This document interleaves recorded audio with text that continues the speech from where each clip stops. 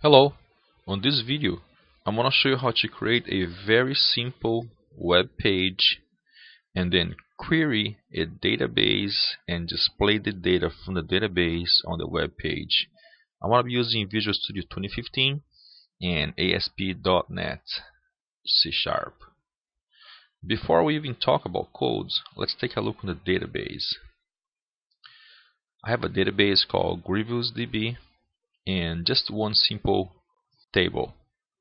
So I'm going to right click on my table and script table as select new query editor. So this here is my query, and if I run this query I get some data. So I want to display this data right here on my web page. So I'm going to use this query on my web page. So let's go to Visual Studio now. I'm going to create a new project, an empty project. Right click on my project, add a web form,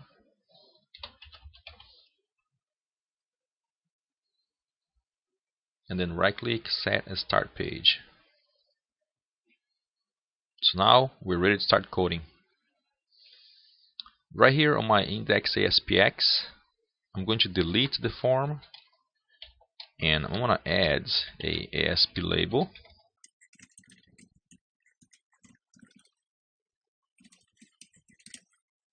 And that's all for our page. Now let's go to the code behind and let's start writing some code. The first thing here is to connect to the database. For that, we need the connection string. So my connection string is going to be this. Let's go over to understand what this means. So I have here a couple of things. So my server is the IP address of my server. If you're using your server on the same machine, there should be localhost. The database is GrievousDB, and that is this database here that I'm connecting to. The user ID is web user and the password is ABC123. Now I create this user in a previous video. If you haven't seen the previous video yet, go back and watch it. Now it's very important to notice that this is not safe at all. I'm creating this only for learning purpose. If I were going to deploy this to production, I would definitely use what's called a trusted connection. But for learning purpose, this is good enough. So now let's create our SQL connection. So SQL connection con equals SQL connection and then the connection string. Now if you look closely right here, you can see there's a red squiggly. That means Visual Studio does not understand what SQL connection we're talking about. So let's try to fix it. I'm going to show potential fixes. None of them is helping us out.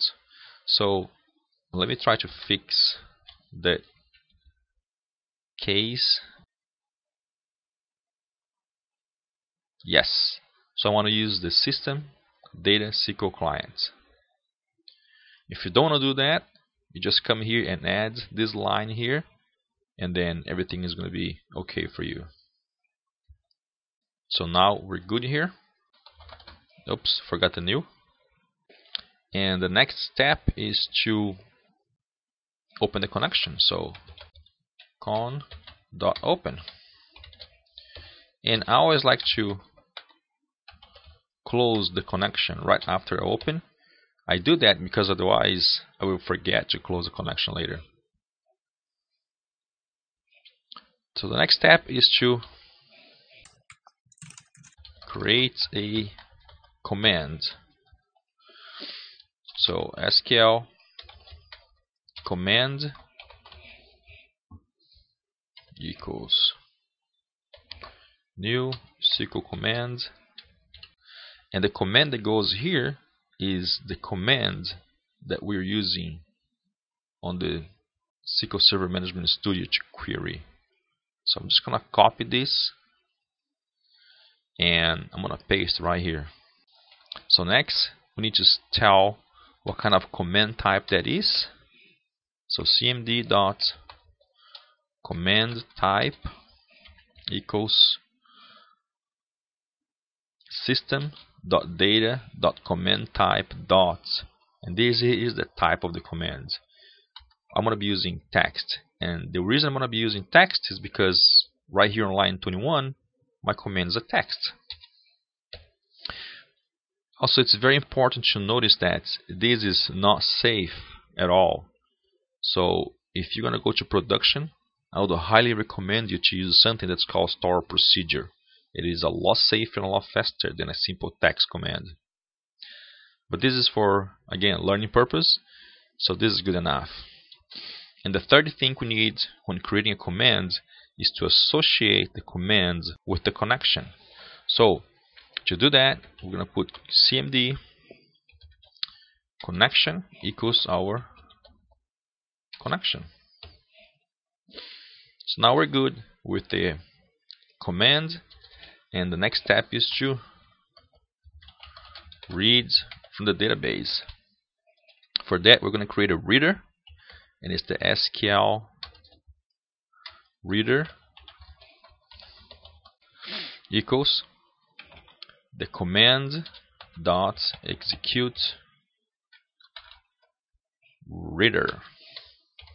So what that does is start reading from the database, and we need a while loop now, and while the reader reads, meaning while you still have data to read from the database, then you do something with the data.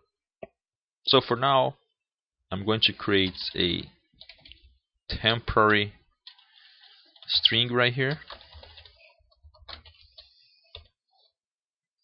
and then I'm going to start reading the values from the database into the temp.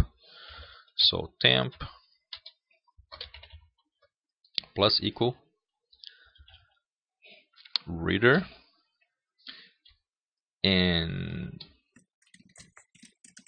right here inside I need to know what kind of information I'm getting. So the first column is going to be my name, so I'm going to put a name right here,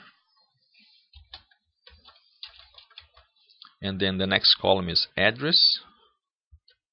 I'm going to put address right here, and then my other column is going to be ID. I'm going to put ID right here. And then last, I'm going to put a break here, only to give a new line.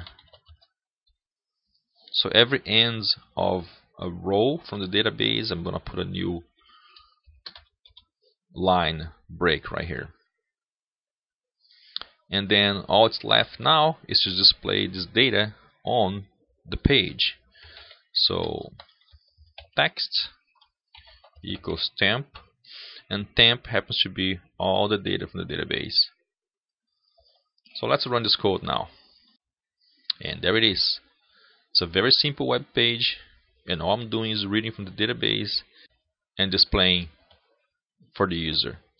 So let's go over here of what I have in my file, in my index aspx.cs file. So right here on the using, I just have one new line, which is line number 3, and then connect to the database, create a command, create a temporary string, read from the database and save this data on a temp string, close the database, very important, and then display to the user. Well, thanks for watching this video. This is very easy and you can do it.